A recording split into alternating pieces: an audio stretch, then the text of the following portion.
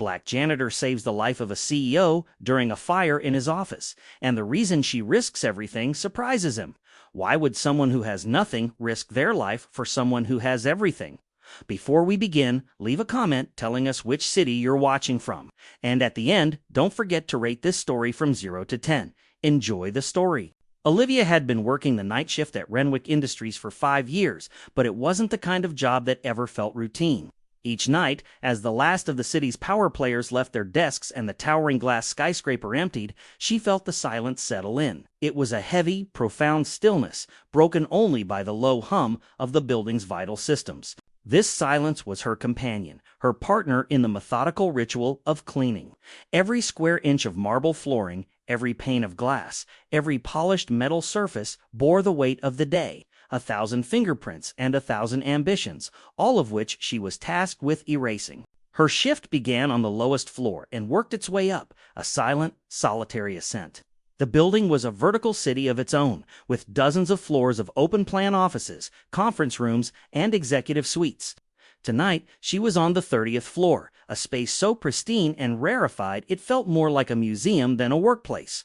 This was the domain of Mr. Renwick, the CEO. His office was a testament to his success, a vast, open room with floor-to-ceiling windows that looked out over the glittering metropolis below. The city lights were a constellation she knew better than the stars, each one a distant, unattainable point of light. As she moved her mop in slow, deliberate arcs across the polished floor, her mind wandered. She thought of her son Marcus, sleeping soundly in their small apartment on the other side of town. He was a bright kid, full of questions and dreams. He wanted to be an astronaut, a doctor, a superhero, anything but a janitor, and she was fiercely proud of that. Her hands ached, her back was stiff, but the thought of him, his smile, and the future she was working to build for him was a soothing balm. This job, with its long hours and quiet solitude, was her way of creating a better world for him, one clean floor at a time. The scent started subtly. At first, she thought it was just her imagination, a phantom smell from the cleaning chemicals, a faint, almost sweet aroma of something singed, like burnt toast or an overheated wire. It was easy to dismiss. The building was old, its wiring a complex, tangled history.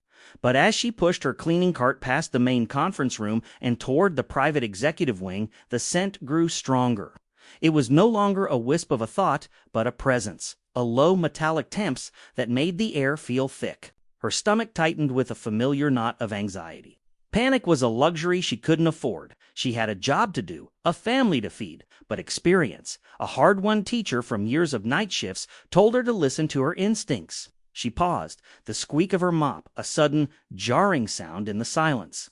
The scent of smoke was now undeniable, a sharp, acrid smell that was a stark contrast to the sterile air of the executive floor. It was the scent of a story, taking an unexpected, terrifying turn. Following the smell, she found the source. A smaller, more intimate office connected to the main suite. It was where Mr. Renwick would often retreat for late-night calls or quiet contemplation. The door was slightly ajar, a crack of darkness in the otherwise well-lit hallway. A plume of smoke, a living, breathing thing, curled from the gap. She peered inside, her heart hammering against her ribs like a trapped bird. A wastebasket next to the expansive mahogany desk was a small, contained inferno, its flames dancing and a stream of thick black smoke snaking toward the ceiling. A forgotten cigar, but, perhaps, an electrical short. It didn't matter. The fire was growing, and with every second, it was becoming a real threat. The fire alarm, an official decree of danger, remained silent, a testament to the building's flawed, outdated systems. She saw the fire extinguisher mounted on the wall. Its bright red cylinder was a beacon, a single point of action in a sea of hesitation. Without thinking, she grabbed it, her hand steady despite the tremor in her heart. She pulled the pin, the metal clinking against itself. She was a janitor, not a firefighter, but in that moment, in the oppressive silence of the night, she was the only one there. She was a woman with a mop and a purpose, and now that purpose had expanded to something far greater than simply cleaning. It was a responsibility that had fallen to her, and her alone, in the dead of the night. Panic was a luxury Olivia couldn't afford. It was a suffocating weight, a siren call that screamed for flight. But a lifetime of working hard and providing for her son had taught her to override such instincts. She had a job to do, a family to feed, a son's dreams to nurture, and none of those things could be sustained by giving in to fear. So she pushed the frantic rhythm of her heart into the background and let a cold, clear focus take over. Her muscles tightened with resolve, and her mind, a finely tuned machine for problem-solving, began to run through the options. The fire extinguisher felt heavy and cold in her hands. Its weight was a grounding presence. She followed the smoke, a gray serpent twisting and coiling in the air, to a smaller private office connected to Mr. Renwick's main suite. Peeking through the slightly ajar door, she saw the source. A small wastebasket situated next to a large, imposing desk was ablaze. The flames were a hungry orange-yellow color, licking at the air and casting dancing shadows on the walls. The fire had already begun to char the edge of the mahogany desk and was greedily reaching for the thick velvet drapes that hung nearby. She took a deep breath, the air a noxious cocktail of burnt paper and plastic. A forgotten cigar, perhaps, or a short in an old lamp. The cause was irrelevant now. All that mattered was the effect, the growing danger that was threatening to consume the room. She steadied herself, her gaze fixed on the fire. Her training, a mandatory but often overlooked part of her job, kicked in. She pulled the pin, aimed the nozzle at the base of the flames, and squeezed the handle. A white cloud of chemical foam erupted, hissing and spitting as it smothered the fire. As the cloud of smoke and foam began to dissipate, she heard it, a soft, guttural sound, like a low groan or a cough. It was a sound that didn't belong to the fire, a human sound. It came from behind the imposing desk, a fortress of dark wood and power. Her blood ran cold. She hadn't seen anyone. The floor was supposed to be empty. Ignoring the lingering smoke that burned her nostrils and lungs, she pushed the door open wider and stepped inside. The air was thick and hazy, the light from the hallway barely penetrating the gloom. She moved slowly, cautiously, her eyes scanning the room. That's when she saw him. He was slumped in his large leather chair, his head lolled to the side, a sheaf of papers scattered at his feet. Mr. Renwick, the CEO, the man whose office she cleaned every night, was unconscious. He must have been working late, lost in the world of spreadsheets and stock reports, and had been overcome by the smoke. The small fire she had just extinguished was no longer the most pressing danger. The real threat was the man himself, a man who, until this moment, had been nothing more than a name on a paycheck. The fire, now a smoldering, hissing pile of ash and foam, had been a prelude. The real crisis was right in front of her. She looked at his face, streaked with soot, his breathing shallow and rattling in his chest. He was a symbol of everything she wasn't: wealth, power, and a life of comfort. He lived in a world of private jets and gated communities while she rode the bus and worried about her son's school fees. Their worlds were so far apart they may as well have been on different planets. But now, in this smoke-filled room, those worlds had collided, and in this moment he was just a human being, a man in immediate and profound danger. The heat from the now extinguished fire still radiated through the air, but another, more personal heat was building in Olivia. It was the heat of a decision, a choice between her own safety and the life of a stranger. Her instructions were clear. In case of fire, evacuate immediately. Her safety was paramount. The company policy was a cold, pragmatic document, a shield against liability. But Olivia's code was different. It was written in the quiet nights she spent cleaning, in the love she had for her son, in the simple, fundamental belief that a person's life was more valuable than any company policy. She looked at the man in the chair, a man who had never once looked at her, and knew that she couldn't leave him. The flames may have been out, but the smoke was still a deadly poison, and he was completely at its mercy. She had to act, and she had to act now. As Olivia trained the nozzle on the small fire, the white chemical foam hissed and sputtered, engulfing the flames in a thick, suffocating blanket.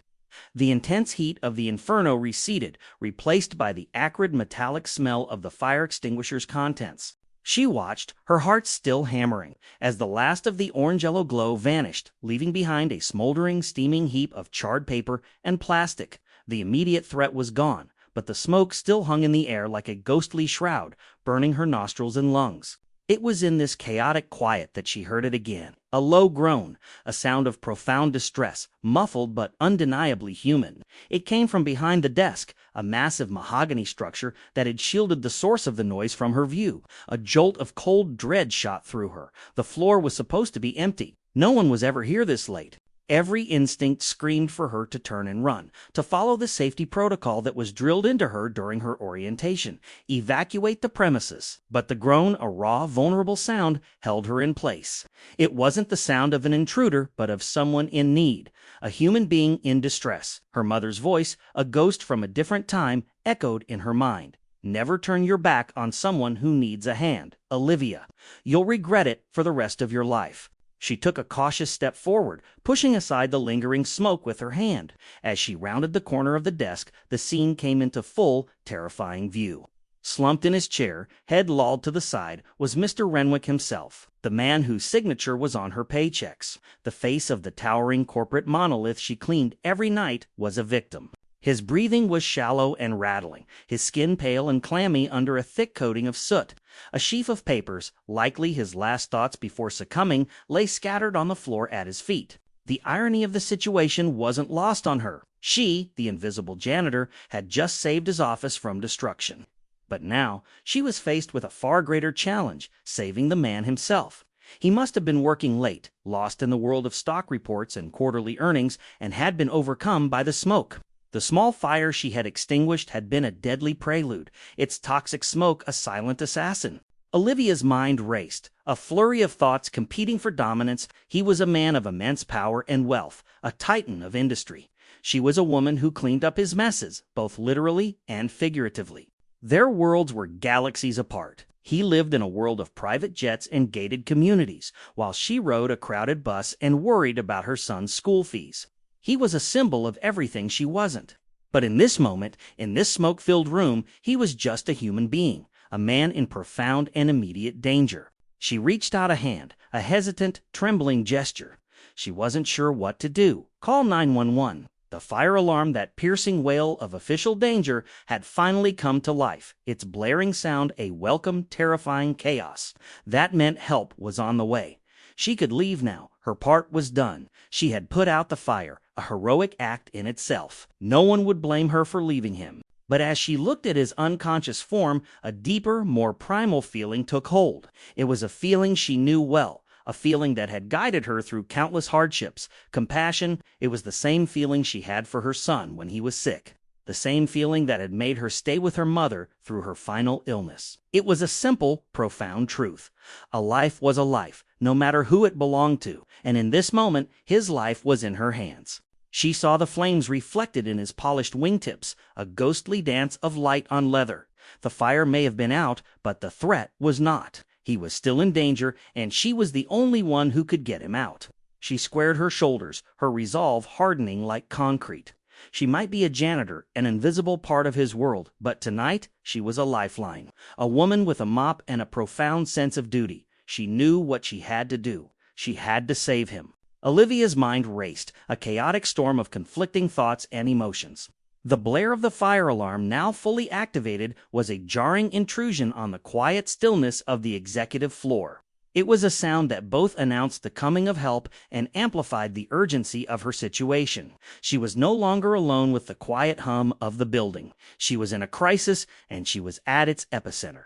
Her instructions were clear, a simple and direct directive from the company's employee handbook. In the event of a fire, all personnel must evacuate immediately. Personal safety is the top priority. The words were an anchor, a firm tether to a world of logic and protocol. She was an employee, and the rules were not suggestions. They were commandments, designed to prevent exactly the kind of reckless heroism that was beginning to blossom in her mind. She looked at Mr. Renwick. He was a symbol of everything she wasn't: wealth, power, and a life of comfort. The flames, though extinguished, had left a ghostly reflection in his polished wingtip, a silent testament to the danger he had just been in.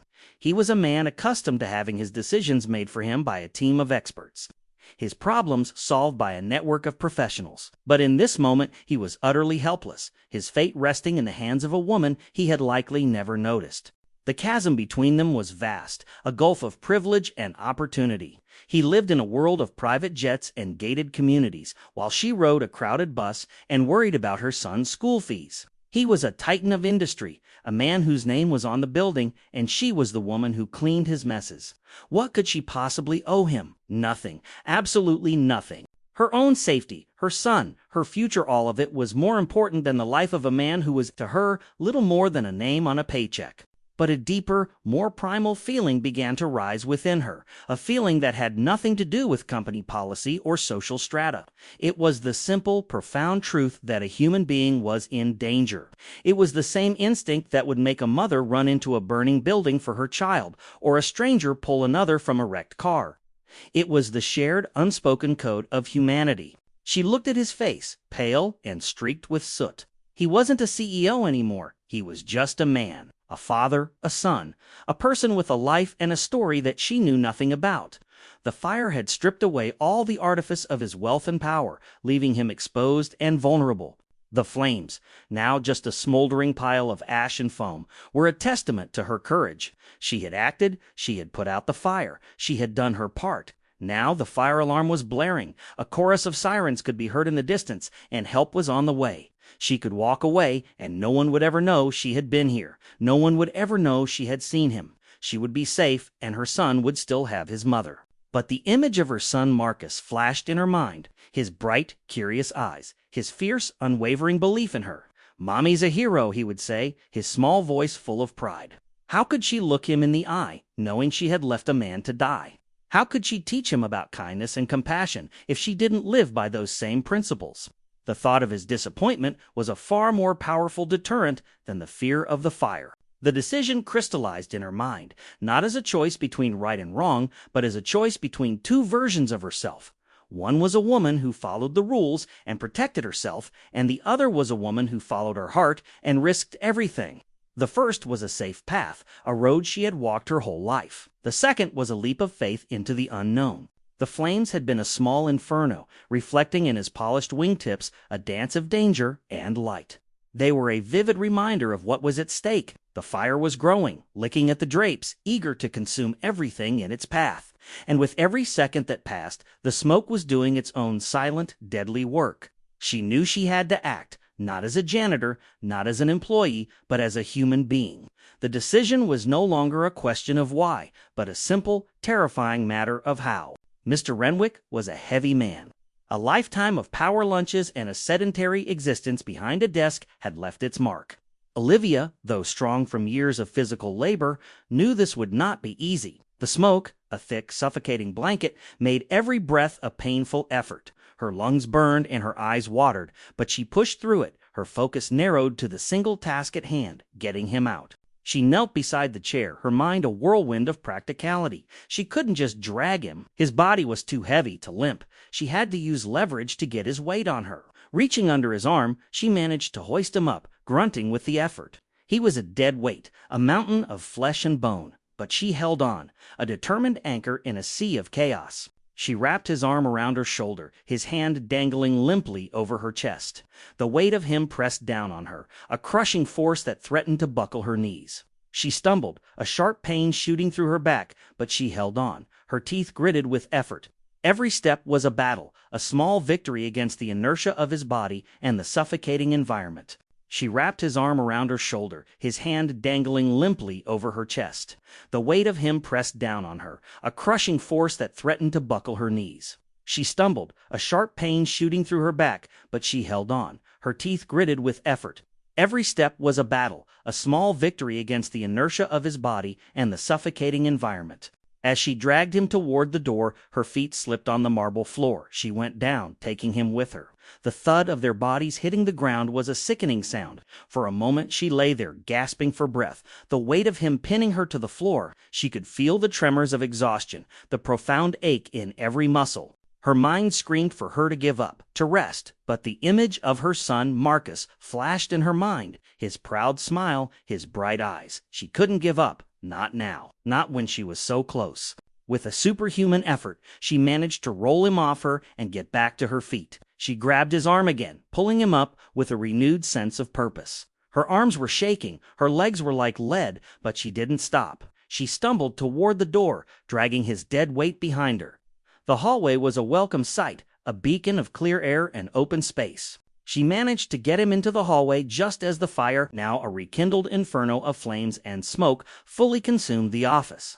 The heat from the door was so intense it singed the fine hairs on her arms. She collapsed, coughing next to him, her body a trembling mess of exhaustion and relief. She lay there for a moment, listening to the siren of the fire trucks getting closer. She looked at the CEO, his face a ghostly mask of soot and ash, and saw the faint rise and fall of his chest. He was alive. She had saved him. A security guard, his face a mask of shock and alarm, came sprinting toward them. He saw the smoke pouring from the office, saw Olivia and the CEO on the floor. He radioed for help, his voice a frantic chatter of static and commands. As the guard knelt beside Mr. Renwick, checking for a pulse, Olivia felt a profound sense of calm wash over her. It was over. She had done it. She looked at the CEO's face, no longer a symbol of power, but a fragile, vulnerable human being.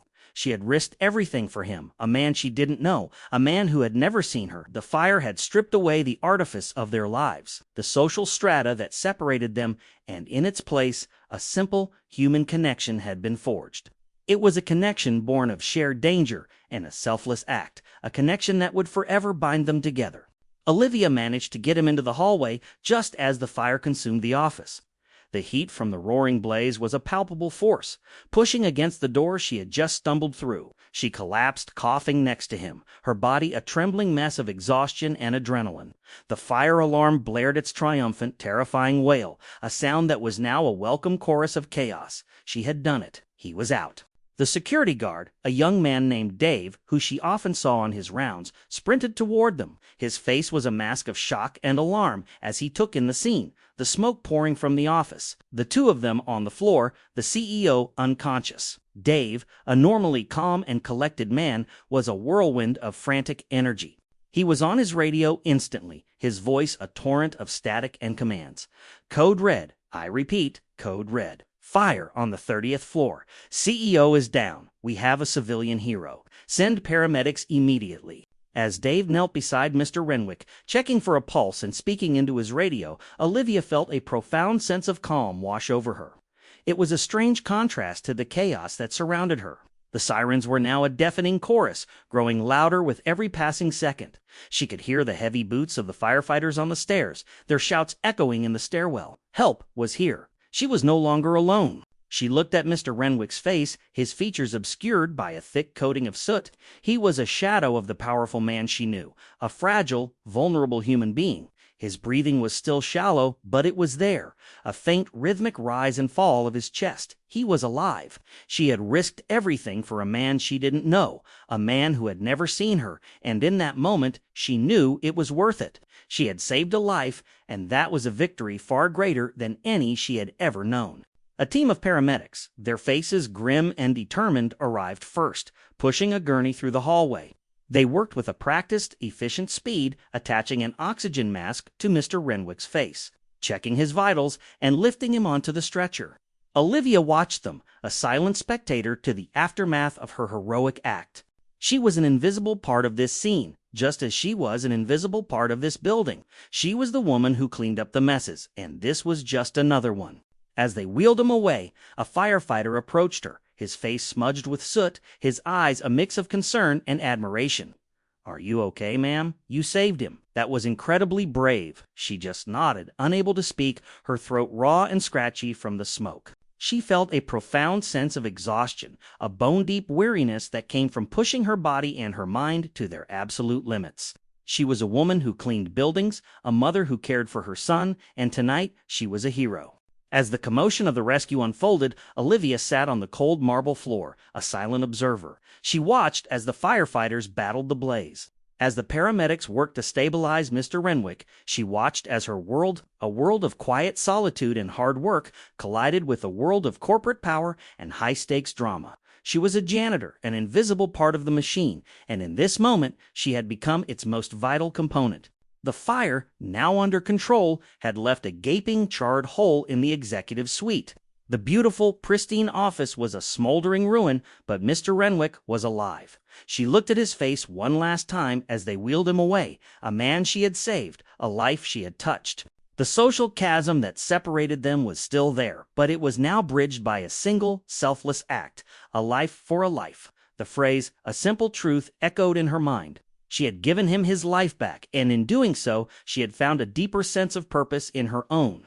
The next morning, Olivia was a hero. The news was filled with stories of the brave janitor, who had saved the CEO of Renwick Industries. Her face, a grainy, low-quality image from the security footage, was plastered across every television screen and newspaper in the city.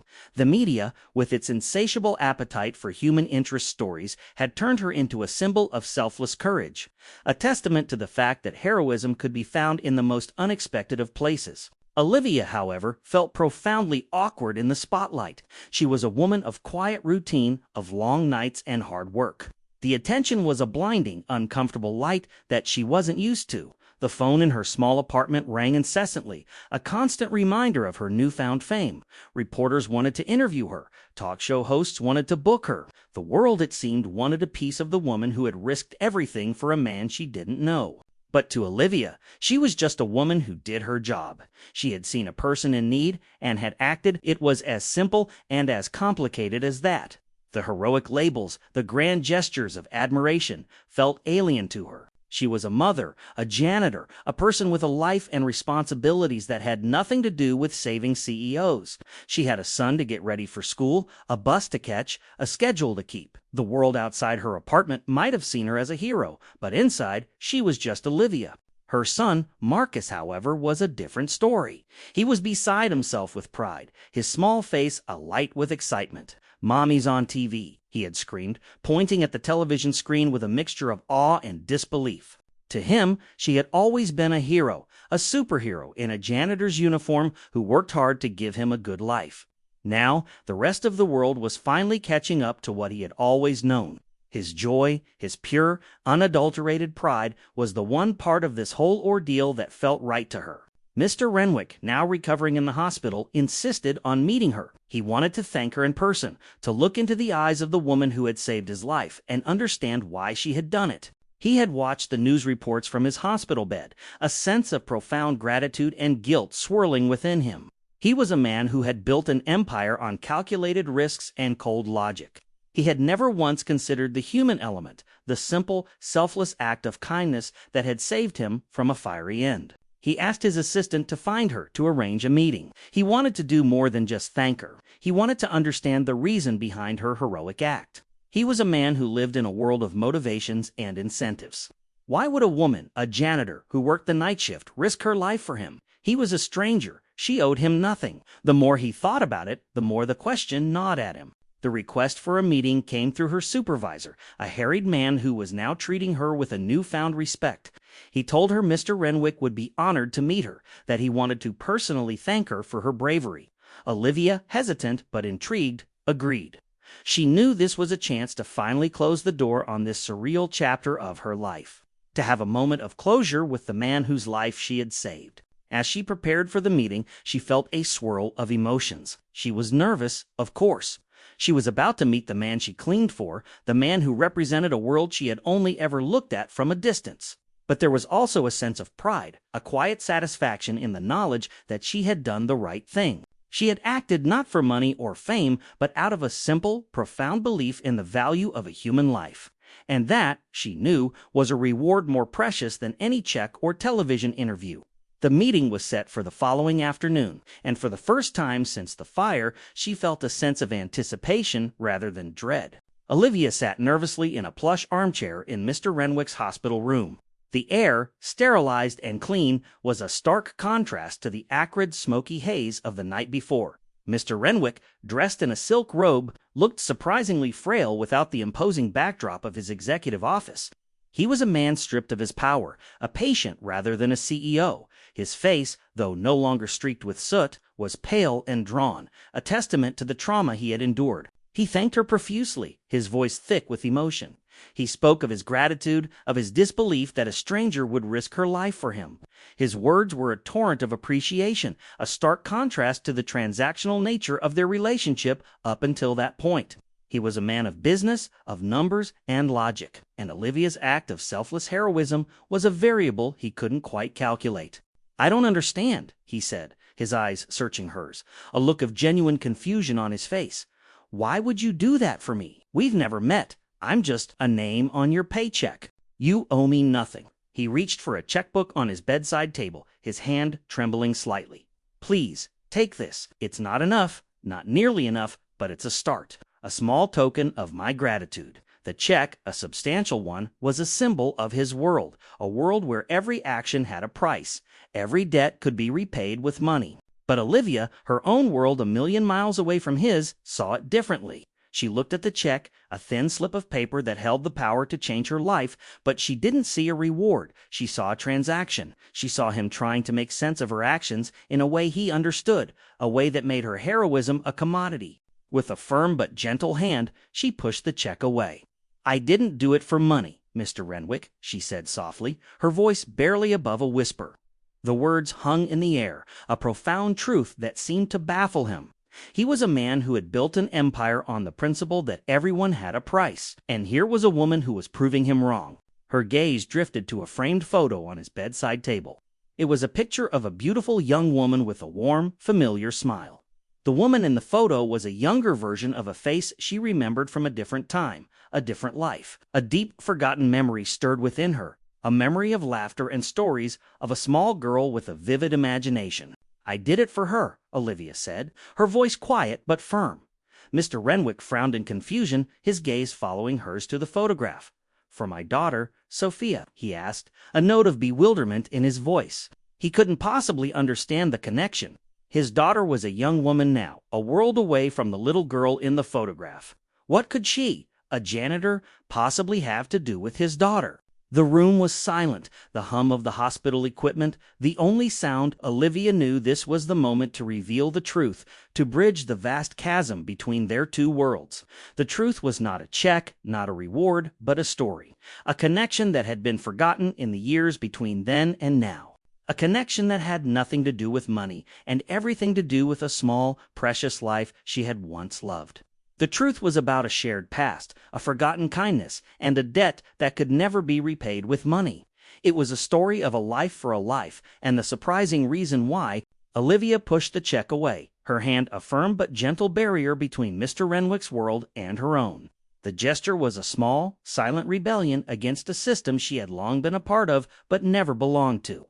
"I didn't do it for money, Mr. Renwick," she said, her voice a soft, steady counterpoint to the sterile hum of the hospital room. The statement hung in the air, a profound truth that seemed to confuse him more than the fire itself. He was a man who understood profit and loss, a man who believed every service had a price. Her selfless act was a variable he couldn't plug into his equation. His gaze, a mixture of gratitude and bewilderment, followed hers to the framed photograph on the bedside table. It was a picture of a young woman with a warm, familiar smile, her eyes sparkling with a mischievous light. To him, it was a photograph of his daughter, Sophia, a symbol of his family and a life he had built. But to Olivia, it was a ghost from a different time, a key that unlocked a flood of forgotten memories. "I did it for her," Olivia said, her voice barely a whisper, thick with the weight of a shared past. Mr. Renwick's frown deepened, a web of confusion creasing his brow. "For my daughter, Sophia?" he asked, a note of disbelief in his voice. He looked at Olivia, a woman he had never seen before, and then at the photograph of his daughter. The two worlds, separated by years and a vast social chasm, couldn't possibly be connected. The silence that followed was thick with unspoken questions. Olivia took a deep breath, preparing to tell a story that had been buried for years under layers of hard work and quiet routine. "Yes," she said, her voice growing stronger, a narrative taking shape. "A long time ago, before Renwick Industries, before all of this," she gestured to the hospital room, a symbol of his power and wealth, "I was her nanny." The words hit Mr. Renwick with the force of a physical blow. His face, already pale from his ordeal, went ashen. He stared at her, his mind racing, trying to connect the dots. The kind, quiet woman who had cared for his daughter during the darkest time in his life. The woman who had filled their old house with warmth and laughter was sitting in front of him. He remembered her now. He remembered her gentle hands, her patient voice, the way she could calm his daughter's fears with a simple story. He remembered her from a time when his world was crumbling, when his wife was battling a terminal illness and his own grief was a suffocating blanket. He had been so consumed by his own pain, so lost in his work, that he had barely noticed her. She had been a constant, a quiet anchor in the storm of his life. After his wife's passing, he had thrown himself into his work, building his empire brick by brick, a monument to his grief and a distraction from his pain.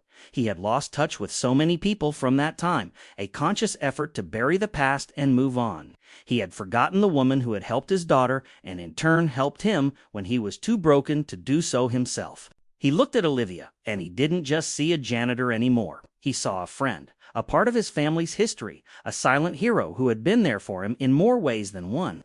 The check, a symbol of his gratitude, now felt like a cheap, hollow gesture. He had tried to repay a debt with money, but the debt was far older, far deeper, and far more profound than he had ever imagined. The surprise wasn't just that she was his daughter's nanny. The surprise was that a life he had long forgotten, a life he had tried to bury, had come back to save him. It was a revelation that transcended wealth and power, a simple human connection that had survived years of separation and silence. It was a story of a life for a life, and the surprising reason was a small girl with a mischievous smile and a kind, loving nanny. "Yes," Olivia said, her voice barely a whisper, a delicate thread of memory pulling them both back in time. "I used to be her nanny, a long time ago before you had this company. When your wife was sick," the words hung in the air, a bridge across the years, connecting the sterile hospital room to a life Mr. Renwick had tried to forget. He stared at her, his mind a whirlwind of fragmented images, a large old house with sunlit rooms, the scent of fresh-baked cookies, the sound of a small girl's laughter. "Your daughter was my whole world," she continued, her eyes glistening with a mix of nostalgia and pain. "We used to read stories together in that big old house. We'd build forts out of blankets and pillows and pretend we were in a magical kingdom. She taught me to see the world differently, to believe in myself." Olivia's words painted a vivid picture of a time he had mostly blocked out, a time of profound grief and a desperate need to escape. He had thrown himself into his work, a fortress against the pain of his wife's illness, and in doing so, he had left his daughter's care to others. He had forgotten the woman who had filled that void, the woman who had held his daughter's hand and told her stories when he couldn't. Mr. Renwick's heart ached with a sudden, sharp pang of regret. He remembered Olivia now. He remembered her gentle hands, her patient voice, the way she could calm his daughter's fears with a simple song. He remembered the quiet strength she possessed, the profound sense of calm she brought to a house consumed by sadness. He had been a man lost in a storm, and she had been a quiet anchor, a steady presence he had taken for granted. He looked at Olivia, and the decades of separation fell away. He didn't see the janitor anymore, the woman in the uniform who cleaned his messes. He saw the nanny, the kind and compassionate woman who had cared for his daughter when he was too broken to do so himself. He saw the woman who had helped his daughter, and in turn helped him, even though he hadn't realized it at the time. "She used to talk about you all the time," Olivia said, a sad smile playing on her lips. "She used to say you were the best daddy in the world, even when you weren't there." The words were a gut punch, a brutal reminder of his own failures. He had been a good provider, a successful businessman, but he had failed to be a present father. And Olivia, the woman he had hired to take his place, was the one who had kept his daughter's love for him alive. "She loved you more than anything," Olivia continued, her voice thick with emotion. "I knew if you were gone, her heart would break, and I couldn't let that happen. Not after all she had been through." The air in the room was thick with unspoken emotions, a shared past bridging the chasm between them. He had offered her money, a check to repay a debt he thought was transactional, but the debt was far older, far deeper, and far more profound than he had ever imagined. It was a debt of kindness, of compassion, of love for his daughter. He looked at her, and his eyes welled with tears. The powerful CEO, the titan of industry, was just a man who had been saved by a woman he had long forgotten. A woman who had acted not for money or recognition, but out of a simple, profound love for his daughter. The revelation was not just about Olivia's past, but about his own. It was a revelation about the true cost of his ambition, about the precious things he had lost along the way. He had built an empire, but in doing so, he had forgotten the most important things in life. And now, a quiet, kind woman with a story to tell had brought it all rushing back. Mr. Renwick stared at Olivia, a look of profound shock and dawning recognition on his face. The sterile hum of the hospital room faded into the background, replaced by the ghost of a distant memory. He remembered her now, the kind, quiet woman who had cared for his daughter, Sophia, during the darkest time in his life. She was a woman who had moved through his world like a gentle breeze, a quiet, reassuring presence he had taken completely for granted. He remembered the way she could soothe Sophia's fears with a simple lullaby, the way she could turn a rainy afternoon into an adventure with just a few blankets and a flashlight. She had been more than a nanny. She had been a lifeline for his daughter, a stable, loving force in a house that was falling apart. And he, consumed by grief and the relentless demands of building his empire, had barely noticed her. He had lost touch with her after his wife's passing, a conscious effort to bury the past and move on. He had been so focused on creating a new future for himself and his daughter that he had erased the very people who had helped them get there.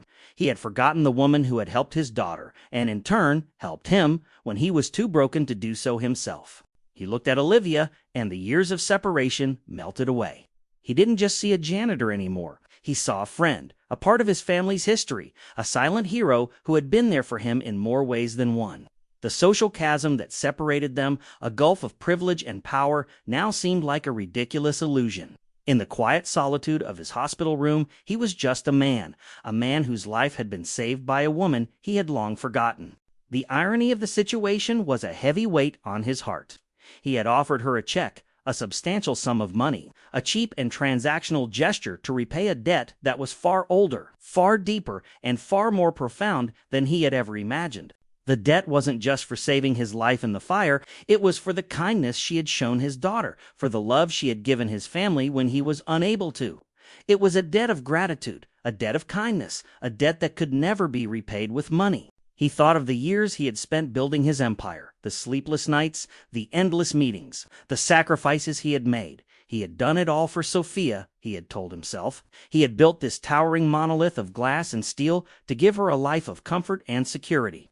But in doing so, he had forgotten the most important things in life: kindness, compassion, and the simple, profound connections that make us human. Olivia, the quiet, unassuming woman in the janitor's uniform, was a living, breathing reminder of those forgotten truths. She was a ghost from a different time, a symbol of a life he had left behind. She had come back into his life not to ask for anything, but to give, to save him from a fiery end, a selfless act born of a long-forgotten kindness.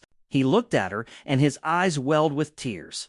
The powerful CEO, the titan of industry, was just a man who had been saved by a woman he had long forgotten, a woman who had acted not for money or recognition, but out of a simple, profound love for his daughter. The connection wasn't just about the fire. It was about a shared past, a forgotten kindness, and a debt that could never be repaid with money. It was a story of a life for a life. And the surprising reason was a small girl with a mischievous smile and a kind, loving nanny. She used to say you were the best daddy in the world even when you weren't there.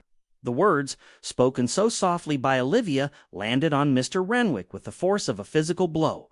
The air in the hospital room, a sterile antiseptic space, was suddenly thick with unspoken emotions, a shared past bridging the vast chasm between them. He had been a man so consumed by his work, by the relentless pursuit of success, that he had failed to be a present father. And here was Olivia, the woman he had hired to take his place, reminding him that his daughter had never stopped loving him. He remembered a time, a lifetime ago, when his daughter Sophia was just a small girl with a vivid imagination. He had been so lost in his grief after his wife's diagnosis, so consumed by the need to build an empire to secure their future, that he had barely seen her. He had left her in the care of others, believing that providing for her was the same as being there for her. Olivia, with her quiet strength and profound compassion, had been the one to fill that void. She had held his daughter's hand and told her stories when he was too broken to do so himself. "She loved you more than anything," Olivia continued, her voice thick with emotion. "I knew if you were gone, her heart would break, and I couldn't let that happen. Not after all she had been through." The words were a revelation, a profound truth that transcended wealth and power. Olivia hadn't saved him for money, or for recognition, or for any reason he could have possibly calculated. She had saved him for his daughter. She had saved him because she knew the pain of loss, and she couldn't bear to see that same pain inflicted on a child she had once loved so dearly. The air in the room was now heavy with the weight of their shared history. He looked at Olivia, and he didn't just see a janitor anymore. He saw a friend, a part of his family's history, a silent hero who had been there for him in more ways than one. The social chasm that had separated them, a gulf of privilege and power, now seemed like a ridiculous illusion. In the quiet solitude of his hospital room, he was just a man whose life had been saved by a woman he had long forgotten. He thought of the years he had spent building his empire, the sleepless nights, the endless meetings, the sacrifices he had made. He had done it all for Sophia, he had told himself. He had built this towering monolith of glass and steel to give her a life of comfort and security. But in doing so, he had forgotten the most important things in life: kindness, compassion, and the simple, profound connections that make us human. Olivia, the quiet, unassuming woman in the janitor's uniform, was a living, breathing reminder of those forgotten truths. He looked at her, and his eyes welled with tears. The powerful CEO, the titan of industry, was just a man who had been saved by a woman he had long forgotten. A woman who had acted not for money or recognition, but out of a simple, profound love for his daughter. The connection wasn't just about the fire. It was about a shared past, a forgotten kindness, and a debt that could never be repaid with money. It was a story of a life for a life. And the surprising reason was a small girl with a mischievous smile and a kind, loving nanny. The conversation that followed was not about business, or about the fire, or about the heroic act. It was about Sophia. They talked about her childhood, about her favorite books, about the way she used to hide his car keys and pretend they were treasure.